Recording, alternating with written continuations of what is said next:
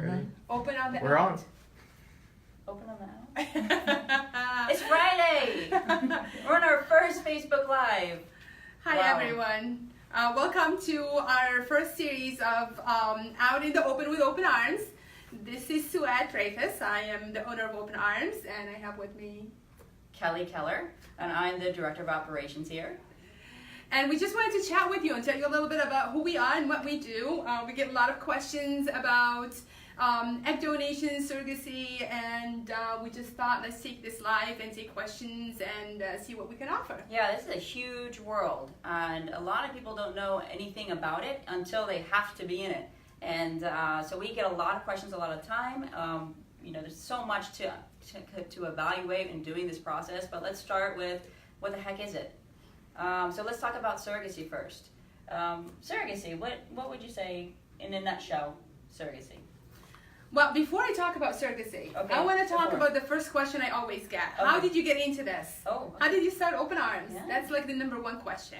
So I started Open Arms in 2003. I had worked with a fertility specialist for over 3 years, and I just felt that there was this need for more of the emotional support when you're going through the IVF journey, whether you are an intended parent, a surrogate mother, an egg donor, and I felt limited in what I can offer these patients. So in 2003, I started Open Arms, it's crazy. and 15 years later, here we are. Here we are. So you started, it was just you, right? Just me. Just you. And you were working in a fertility clinic, Mhm. and I guess your experience really, from what you've shared with me, is that there's a clinical side, there's the medical side, Mhm. there's the tests you have to go through, and medications, and having so many Protocol. exams, and then you try and get pregnant, and then it doesn't work, and it's a very clinical, sterile environment. Would that be fair to say? Absolutely. Yeah, but Absolutely. in this process, whether you're experiencing infertility, you have to resort to a surrogate mother or an egg donor. It's very emotionally Emotional. overwhelming, and you only get so much support on the medical side, and then you're kind of out on your own with everybody else on the outside of the world. And if you don't know somebody that's going through it, it can be very lonely, I guess, is what I hear a lot. And then you learn that 1 out of 7 actually suffers from infertility. 1 out of 7. So the likelihood of you running into someone who is going through this struggle is very likely. It's they're out there, a lot of them. Yeah, I So- can't tell you how many times I've started the conversation when they're like, what do you do? And we start talking about, oh yeah, my sister is going through that, or my friend's mother had that, or, there's a very close 6 degrees, the 2 degrees of separation really. So they're out there, you just don't know about it because it's just not talked about a lot. I always think about the long pause when someone says, "What do you do?" Well, Yes. we work magic. We work with couples from all over the world, individuals that are trying to have families, amazing surrogate moms, giving egg donors. It's just an incredible world, and we are so fortunate to be part of it. So what is surrogacy? Maybe that's the basic question. Mm-hmm. What does it take to be a surrogate mom? Surrogacy, we resort to surrogacy when we have either a same-sex couple trying to conceive using an egg donor, a surrogate mother, and obviously their sperm, or when a heterosexual couple is not capable of carrying their own pregnancy. So we have a healthy, mom who had given birth before with no complications and is able to carry this pregnancy for someone else.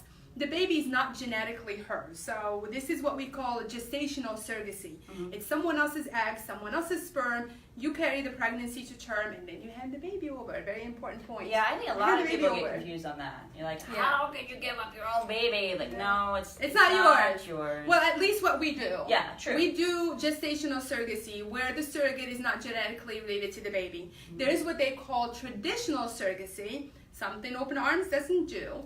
And that's where the surrogate is actually the egg donor as well. So that's a little bit more complicated, and it's nothing that we offer. Yeah, which means that she's biologically related. Right. And it's usually a different process. That would be more Yeah. artificial insemination. Or But more adoption. an and adoption all that. process, it's very long and complicated and can be very, very risky. But that's not what we do. What No. we do is we do the administrative support for a surrogacy or egg donation. So basically, if I had to like really sum it up, when anybody is either struggling with infertility or, like you said, a same-sex couple, I mean, they're obviously limited in their ability to start their family. They'll come to us, and they'll either be looking to work with a surrogate mother or an egg donor, or both sometimes. So our job really is that we recruit women that want to be a surrogate mother or egg donor. We screen them to make sure that they would qualify to the best of our ability. You know, I think it's really important that to know that we're not the medical experts in this. So we're not going to know medically if they can, you know, actually do it, but we know enough and have enough experience. We're thorough in our screening, so you're pretty much able to kind of qualify someone, but until you get the medical records and screen through all of that, you are not able to qualify or disqualify someone. So some things are more obvious than others. Yeah, so we work to find women who will be willing to do that. Then we have what we call intended parents, people intending to be a parent, and say, okay, what is it that you're needing, and kind of work to bring those two worlds together. So we try and find the right surrogate mother to go with the right type of parents to make sure that they have a good experience together. And as the agency, we administratively coordinate all of that. So there's so many components into this journey. You know, I wish it could be just as simple as, okay, you meet, go get pregnant. It's just not. It just doesn't happen that way. There's so many steps. It starts that way. Let's get you pregnant. Yeah, let's get you pregnant. 6 months later, maybe we're pregnant. But there is so much involved and so many variables into this process. Maybe we're dealing with the fertility clinics to do the IVF process, which maybe we'll talk about a little bit later. We have legal contracts that need to happen between the intended parents and their surrogate or egg donor. So we have to make sure that we have the right attorneys working with us. Reproductive attorneys as well. Reproductive attorneys. Someone who is aware of the laws. All the laws, to make sure everybody's protected. It's super, super important. And then when there is a pregnancy, okay, now we have to enter in stage left, the OBGYN. And we have to work on our prenatal care. And then come delivery time, okay, parents, you've been waiting for this moment, and it can be very chaotic and scary and anxious. So now let's get ready to go to the hospital and what's going to happen and preparing the surrogate for delivery. And so that's where our support comes into play. So we have all these components that we kind of manage all together to keep everything moving forward. And if we have everything moving forward, that means that, you know, we're getting to that goal closer. And I would say in surrogacy specifically, it takes about, I would anticipate a minimum of 18 months from start to finish. And that's minimum. That's, I mean, no complications, no hiccups, no obstacles. Yeah, because you have surrogates that will come to us and they're very excited about, I want to get pregnant. Is it happening yesterday? And it's like, oh, yeah, okay. So this is how it's gonna work. So you have 3 to 4 months of the screening process, getting you through medical, psychological evaluation, medical evaluation, legal contract, syncing you with an egg donor if there is one, and then of course you add into all of that your 9 months hopefully getting pregnant. We get pregnant from the first try, second try. So it's a little bit more involved than people like to think, and we kind of master putting on so many hats to be there for everybody.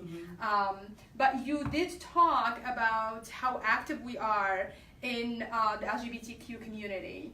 And with that comes, it comes the men having babies that we were platinum sponsor. Awesome. Yes, that was so awesome. So we had this great opportunity in the beginning of June to participate in the Men Having Babies conference, their first conference in Florida. About time. They finally got here because there's such a strong population in Florida of gay men who are ready to start their families.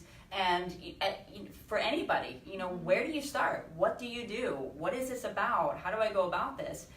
You know, for many, many years, it wasn't an option. And if it was very, very expensive. Not that it isn't still. But it was a very large uphill battle, even legally, to kind of bring those families together in a same-sex relationship. Enter in Men Having Babies. They started their organization several years ago. And because they saw the need to educate the community on what's possible out there. I would say lots of times people, if they're not well educated, they'll say, okay, best friend, will you be a surrogate for me? Will you carry my baby? Right. And they can do that, awesome. But the challenge is that what if something goes wrong? What happens when? What am I obligated to do? What is she obligated to do? What if she wants to keep the baby? It's a very involved process. So men having babies comes along and says, you know what, we're going to start educating the community. We're going to tell you about surrogacy. We're going to tell you about egg donation, what to look for, what to do. Here's agencies into this whole mix. What is an agency? Why would you want to hire an agency? And what I like the most is that they really brought in a collective group of professionals. So all the attendees had access to agencies, attorneys, insurance experts, doctors. So it was just amazing to have that many professionals and experts in the field available to men that were ready to be parents. So it was really exciting. Yeah, I think education is such a huge component in this. I think that the more information that you have, the better decision you can make for you and your family, which is kind of, a lot of, we get a question asked of us, like, what should I look for in an agency? I would say, number one, you have to go with somebody that fits you. You have to feel good with your agency. Yeah. And there's all kinds of agencies out there. And there's Open Arms. And then there's us. Just saying. What would when I think about myself, and I think if I'm going to often when I think about, okay, I'm going to go to this doctor, for example, or I'm going to whatever it is, my biggest thing is experience. True, yeah. Do you know what you're talking about? Who are you? How long have you been operating? How many staff do you have? Is it just, are you an existing agency, or is this just a website?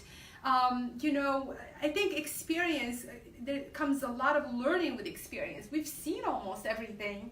There's nothing now that you come and say, what do we do here? Yep, I know. You do this hold and you on. do that. You'll never believe, but this happened before. Right? Yeah. So I think experience is key. Yes. Is key. When you go and select an agency that you want to work with, you want to know that they have your back, that they can take care of. When things go nice and smooth, that's easy. That's great. Do they often?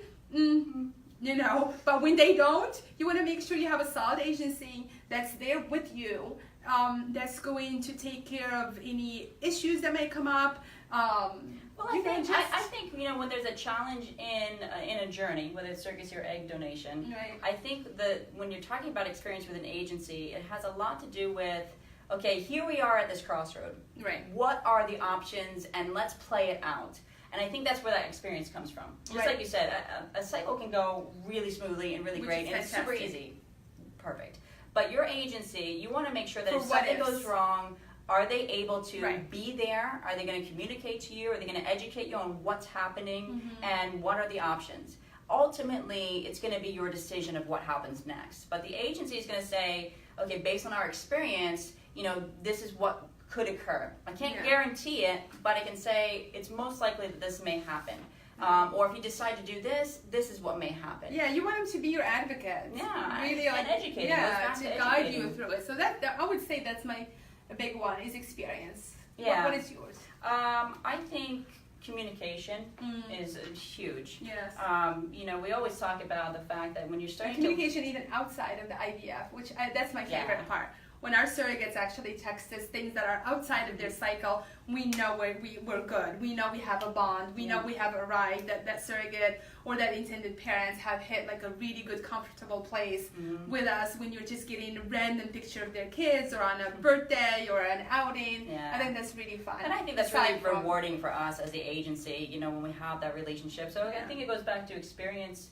Not experience in doing it, but like the overall experience that someone has. Yeah. That's also, I think, really, really key. And so my best part to do or suggest is say, talk to other intended parents that have worked with that agency. Talk to other surrogates. What was their experience like? All agencies, the goal is to do the same thing. Right. To schedule the appointments, to match you with a surrogate mother or egg donor. That's the easy part of it. It's the easy part. But the X factor is, what is the experience like? How do you feel in that process?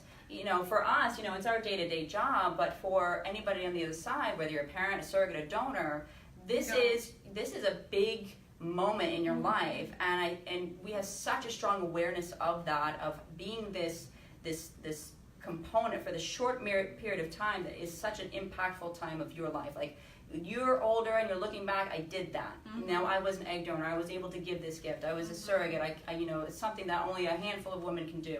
Or intended parents say, you know what, without that experience, we wouldn't have the family that we have. And we're here for a moment. And this moment is critical and important. It's very personal to people, and we get that. I think that's really, I think that's huge. Yeah. When you're trying to decide with an agency, do they get that component of it? The other question, having started this business since 2003, I've seen a little bit of a shift in few things, and one of them would be when the common question that we get as well: how does the matching process work? Yeah. Do they just pick me? Do I pick them? Do I have a say in this? And what do I say the two most important things of a surrogacy journey is? Two most important things. It's the match. Of course, the match process. And what's the second one? The legal contract. Oh yeah, those are no fun. The legal contracts is no fun. That's the important. matching process, however, Matching is is very, very important. That's something number to one. celebrate. We love that. Well, what happened is we connect with the surrogate mom. You fill out an application. We get to really know who you are and why you're doing this and what's important to you in this process. What is it that you're looking for in your future couple? Anything from a basic heterosexual, same-sex, to international or local, to someone who's pro-life or not, someone who wants a relationship with you after the birth or not. And we take all of that in consideration as we look through the intended parents that we have. And then we try to the best of our ability to say, I think so-and-so is going to be amazing with so-and-so. And when we do it, and it works, it's like magic, fireworks, honestly. Yeah. We present your profile to them, they read it, they fall in love with you, we present their profile to you, hopefully you feel the same way, and then we take it a step further and we'll do a video chat. So now what's in a paper format is transferring into live energy, vibe. We get to chat, we get to talk, we get to discuss anything and everything, and then you feel it. This is a great fit, or it might not work. And if we do the first step right, usually it's perfect from the first try. So you do have a say over what couple you want to work with, what individual you work with. It's the same way. It's not same way. It's not they get to say yes or no, you get to say yes or no, and then we kind of go from there. But definitely both of you have a say over it. Oh yeah, it's so important. But we celebrate that. It's a match, it's perfect, they love each other, it's amazing. Because the reason why it's so important is because, you have these parents that, for whatever reason, can't experience a pregnancy. Yeah. And I have to make sure, and we have to make sure that we are matching them and presenting them with a surrogate that's going to allow them to experience that pregnancy vicariously, to whatever degree they're comfortable doing it. One of the biggest questions we have to surrogates and intended parents is what's that level of contact? How involved do you want it to be? And I always ask, I know you probably sat and you probably envisioned being a surrogate and being pregnant. What is your life like? Are you texting your parents? Are they coming to your appointments? Are you sending videos? What is it that you wanted? Or maybe not. Maybe you just said, I just want to do this. I can be pregnant. I'm really good at it. I love being pregnant. I don't want my own kids. I don't want any more kids. And but I still have my everyday life. I just want to do that. That's okay too. I have parents that will be no, I want to stay at arm's length. I just want the updates, make sure the baby's okay. And certain things are really hard to predict so far in advance. True. What kind of contact do I want with them after I deliver? You really don't know much about what the experience is going to be like, what kind of bond you're going to form with the intended parents, what kind of bond they're going to form with you. So you're committing to something that's beyond what's happening right now. So a lot of it, we usually say, let's just see what evolves. Let's see what happened, how you guys feel, what naturally develops.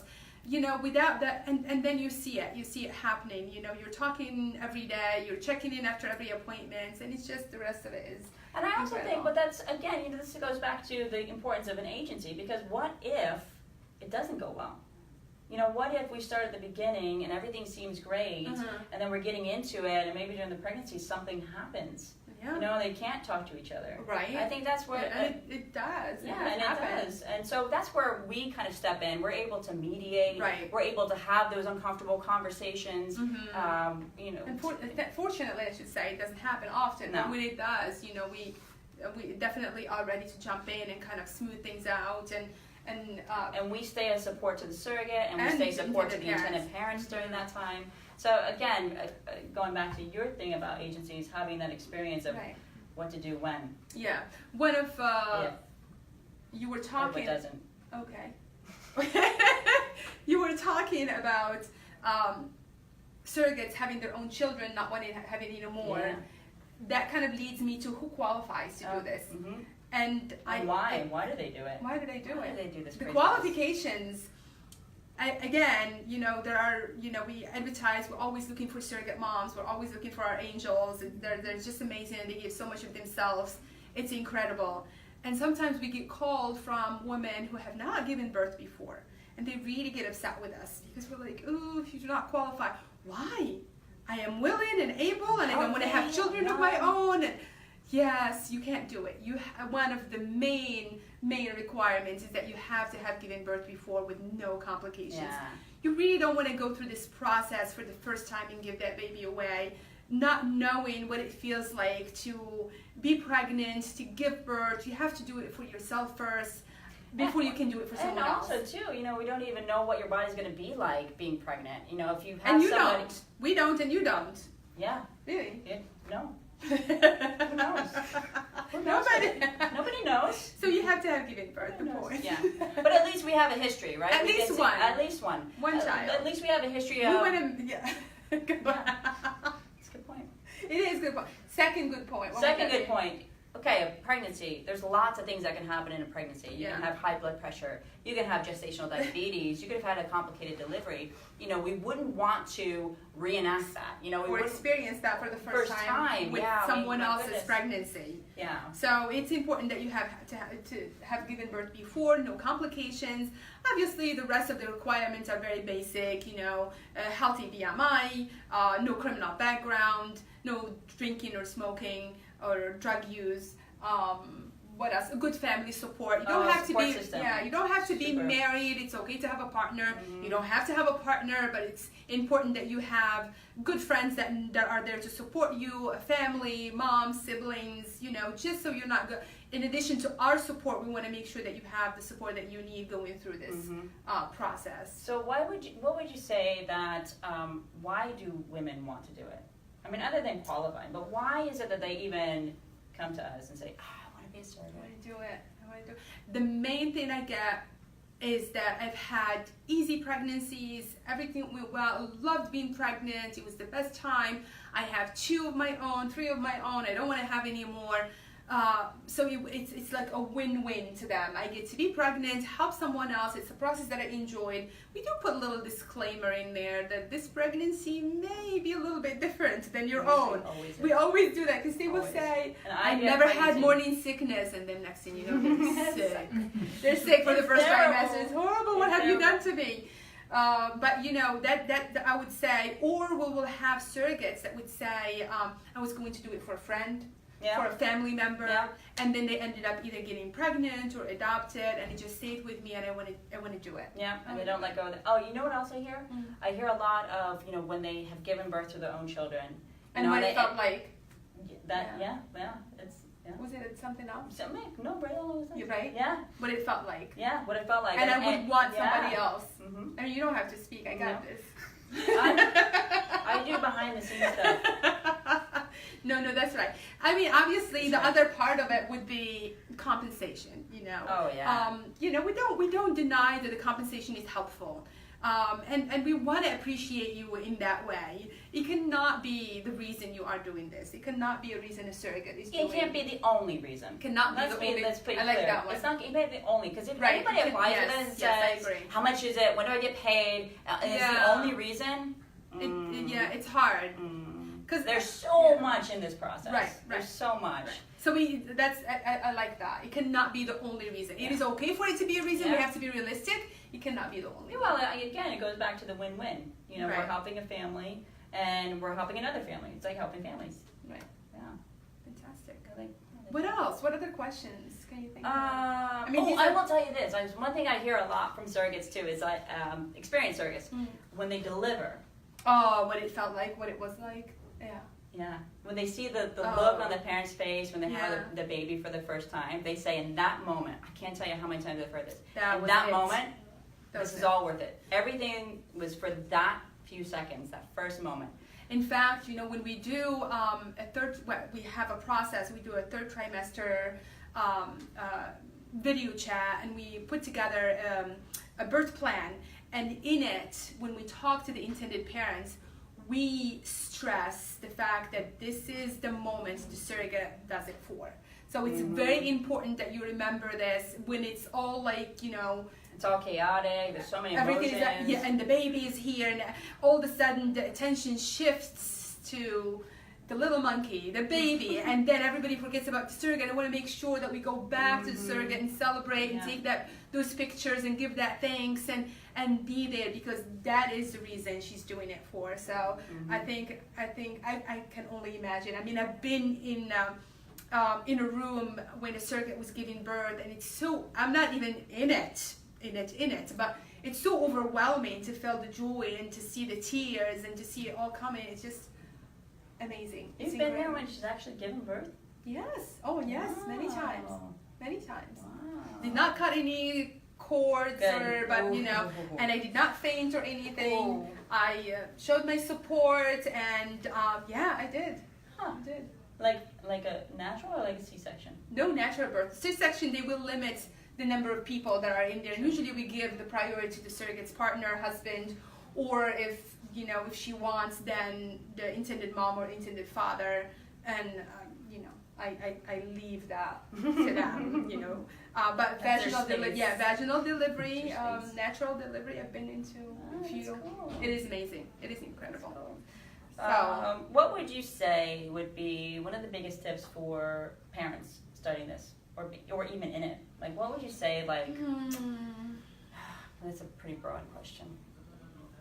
well, I would tell you, Oh. because I already know the question. Okay. Patience. Yes. Patience is key to everybody going through this process. Flexibility. Patience and flexibility, because not everything is going to go as planned. No. Sometimes we have intended parents that come to us with a timeline, a calendar. I want this to happen on this day, and we just smile. I'm like, sure, Okay. yeah, Yeah. not happening. So We support you. be patient, be flexible. Yeah. I think there's a lot of hurry up and wait in this There's- process. yeah, It's a sure. hurry up and get this done, and now we need. But then Yes. once we Yes. have a baby, it feels like it happened like this. That. It's like we're here. Forever. We're here. So I think that sums it up for today. Yeah, I think so. We covered a lot of A ground. whole lot. So And there's so much more. so much I more, but we're promise. so excited. We are going to be your guest once a month. The next one is happening at the end of August, and we're super excited to have you send in your questions. Yes, Be patient with please. us, and visit the website, openarmsurrogacy.com, for any other questions. Mm-hmm. Thank you, and happy Friday. Yay, happy Friday!